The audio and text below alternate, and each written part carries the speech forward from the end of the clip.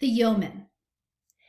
In this lecture, I'm going to talk about the non-slaveholding white people who live in the South on the eve of the Civil War. And I should say that these are the majority. Slave owners are not the majority. It's actually non-slaveholding white people who don't own slaves.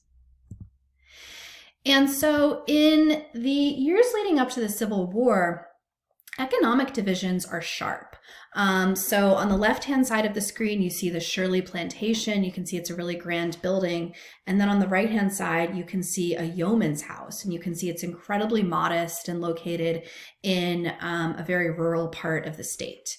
So the question is, do you think that plantation owners and yeomen have solidarity, or do you think that there's tension between them?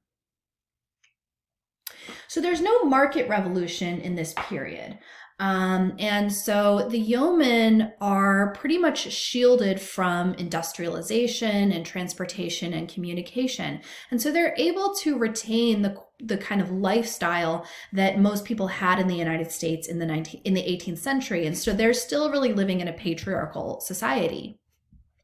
And there are a lot of contradictions of yeoman life. They live in remote areas that are really beautiful. There's no public school system in the South, so they aren't getting the education that their counterparts are in the North. And they really have a subsistence lifestyle, which means that they aren't even using currency, and they are just growing enough for themselves and their families, and they're in a barter economy. And on the one hand, this meant that yeoman farmers would never be wealthy because they could never have this market mentality. But on the other hand, their biggest challenge is the weather. They're shielded from all kinds of economic depressions and contractions and crises.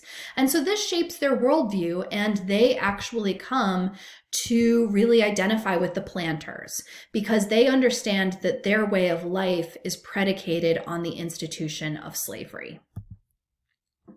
And so an editorial in the Darlington Flag in South Carolina says, "The poor man has as much stake in slavery as he who is possessed of hundreds of Negroes. He has his all at stake, his property, his wife, and his children." And so yeomen in areas were able to feel that they were the masters of their own houses in the same way that planters were. And so when the Civil War erupts, the yeomen will be the ones that will be called to be the everyday soldiers for the Confederacy, and they will have to put their lives on the line to preserve the institution of slavery.